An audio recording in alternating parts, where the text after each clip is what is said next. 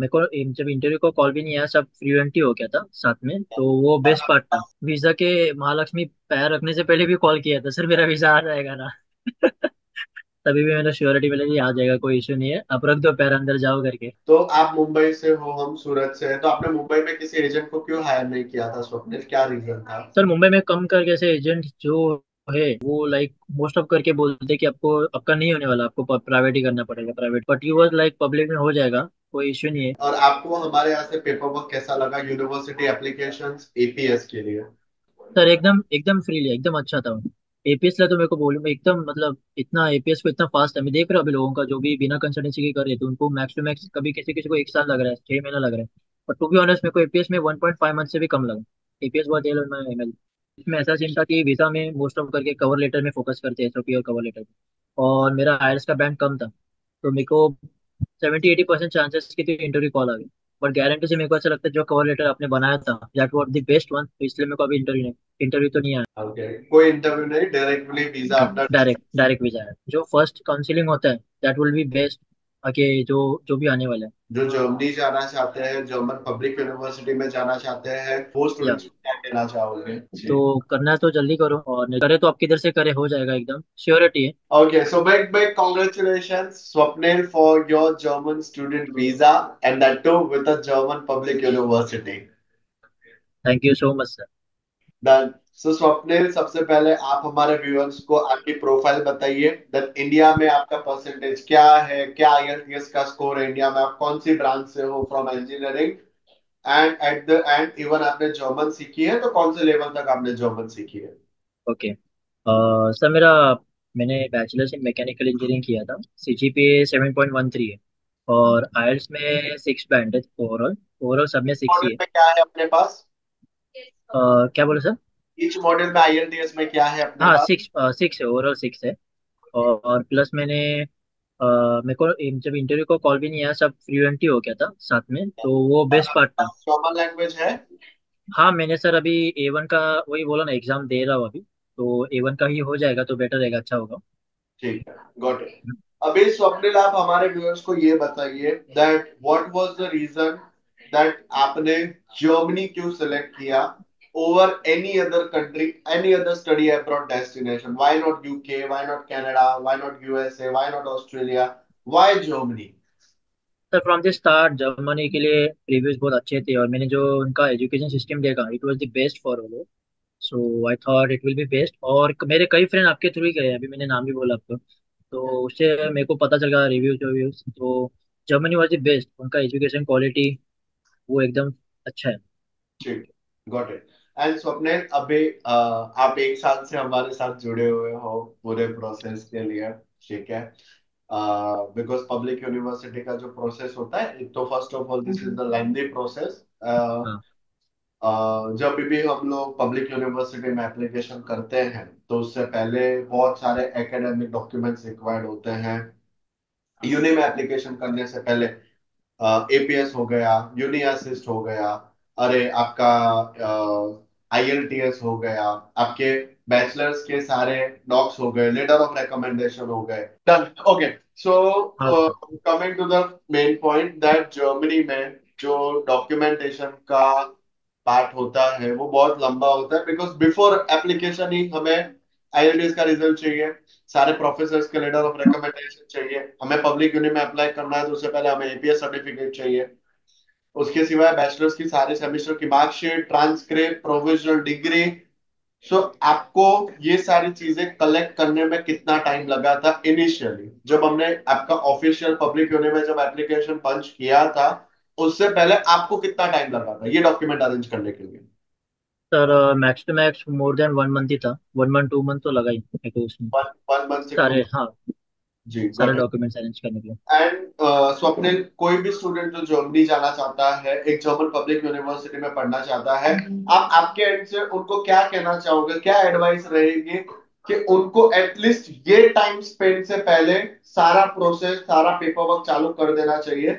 That means application करने से पहले जब उनका ऑफिशियल एप्लीकेशन पंच होता है, उसे कितने टाइम पहले स्टूडेंट को प्रिपरेशन चालू कर देना चाहिए, आईएलटीएस से लेके एपीएस से लेके सारे डॉक्यूमेंट्स कलेक्ट करने के लिए? सर मैं तो बोलूँगा मोर देन 4 मंथ, क्योंकि लोग एपीएस के लिए अप्लाई करते हैं, एपीएस के लिए वो थोड़ा टाइम लगता है। कई जी। कई अभी मेरे केस में तो मेरे को जल्दी में आ गया एपीएस, वो 1 मंथ से इसमें 1 पीरियड में आ गया था। सो मोर देन 4 मंथ से चालू कर आप देना चाहिए चार अपना। महीना एटलीस्ट किसी भी स्टूडेंट को या रिकमेंड जितने रिकमेंड करूँगा, राइट। पहले प्रोसेस शुरू करो। ओके। शुरू करने में।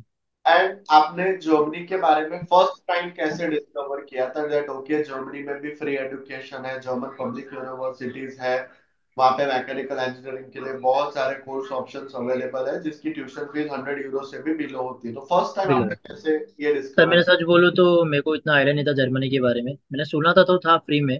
बट मैं इंस्टाग्राम ज़्यादा यूज़ करता, तो इंस्टाग्राम में आपके रील्स देखे थे बहुत सारे। किया? तो वहाँ पे से तो यूट्यूब वीडियोस, गूगल सर्च से थोड़ा फ्रेंड जो भी उधर है उनसे सब पूरा इन्फॉर्मेशन लेके मेरे को पता चल गया मैकेनिकल के लिए स्कोप ज़्यादा है, मैकेनिकल और इलेक्ट्रिकल के। सो इसलिए मैं फिर भी डिसाइड कर लिया आपने जर्मनी। सिलेक्ट किया था या मतलब पहले या आपने हमारा यूट्यूब हमारा सोशल मीडिया देखा और फिर आपने जर्मन पब्लिक रिसर्च किया। के या बारे में फिर आपको डिस्कवर हुआ। ओके। स्वप्निल स्टार्टिंग में आई स्टिल रिमेम्बर मेरा आपके साथ और आपके फादर साहब के साथ एक काउंसलिंग सेशन हुआ था राइट। इन तो उस काउंसलिंग सेशन में मैंने आपको steps, process, timeline, budget, payment structure, task, responsibility वो सारा कुछ समझाया था।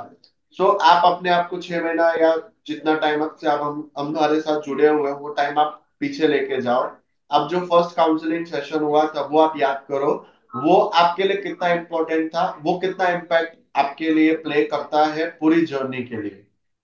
सर वही तो मोस्ट इम्पोर्टेंट पार्ट था, तो वहाँ पे हम लोग को समझा कि आगे का प्रोसेस क्या रहता है, कितना टाइम पीरियड लगेगा। So that was the pillar, ऐसा बोल सकते हैं। ओके। और किसी भी स्टूडेंट को आप क्या एडवाइस देना चाहोगे कि फर्स्ट काउंसलिंग सेशन कितना इंपॉर्टेंट होता है, उसमें मेन फर्स्ट क्या इम्पैक्ट होता है? हाँ। सर फर्स्ट काउंसलिंग सेशन में आपको एक ब्रीफ पढ़ाया जाता है कि ओवरऑल प्रोसेस क्या होगा, कब से तैयारी कैसा चालू करने की। आपने हम लोग को पूरा कंप्लीट गाइडेंस स्टार्टिंग में दिया था कि इतना इतना टाइम लगेगा, ये डॉक्यूमेंट्स आपको लगेगा।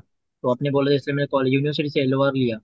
सो उसमें थोड़ा सा टाइम जाता ही है, बट जो फर्स्ट काउंसलिंग होता है दैट विल बी बेस्ट आगे जो जो भी आने वाला है। ठीक है, गॉट इट। ओके। फिर आपने हमारे बारे में फर्स्ट टाइम कैसे सुना था एंड आपने हमें फर्स्ट टाइम अप्रोच कैसे किया था?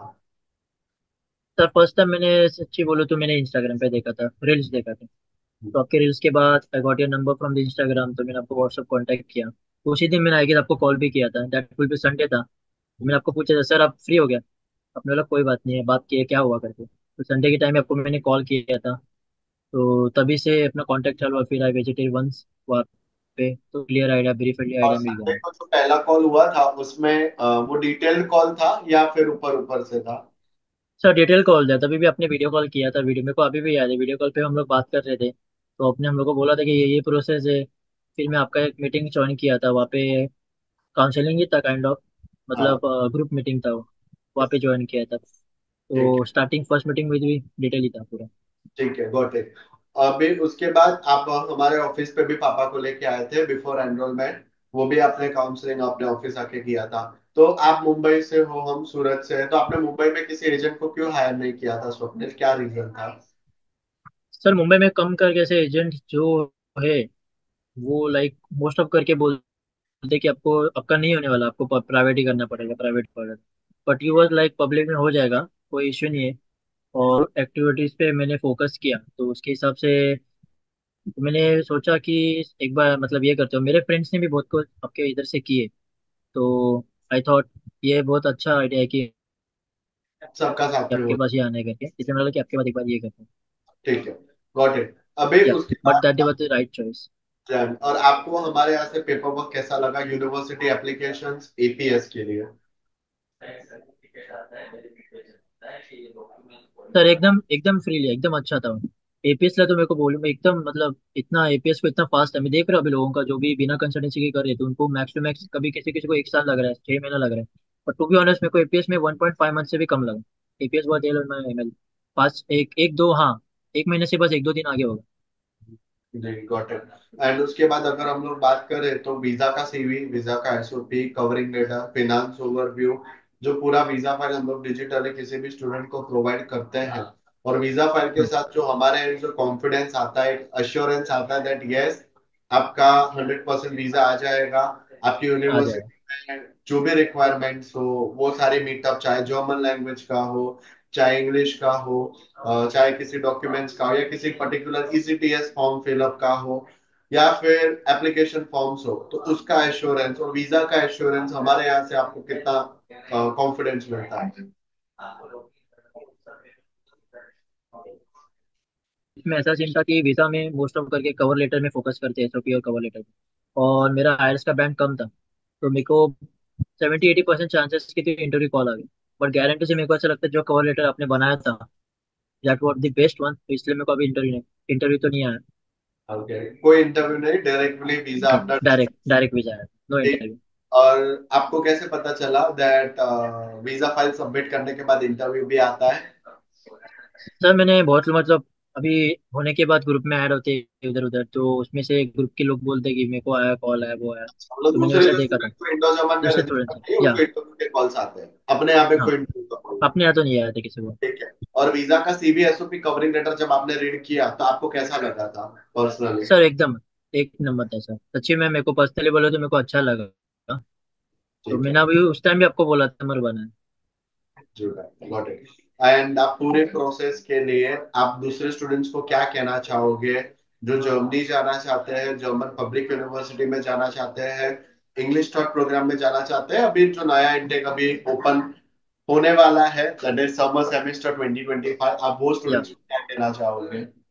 सर उनको मैं वही बोलूंगा कि जो प्रोसेस है अभी से स्टार्ट कर दो। समर हाँ, सेमेस्टर के लिए तो बहुत टाइम हो गया, अभी चालू हो ही जाएगा, मतलब उसका फॉर्म तो हो ही गए।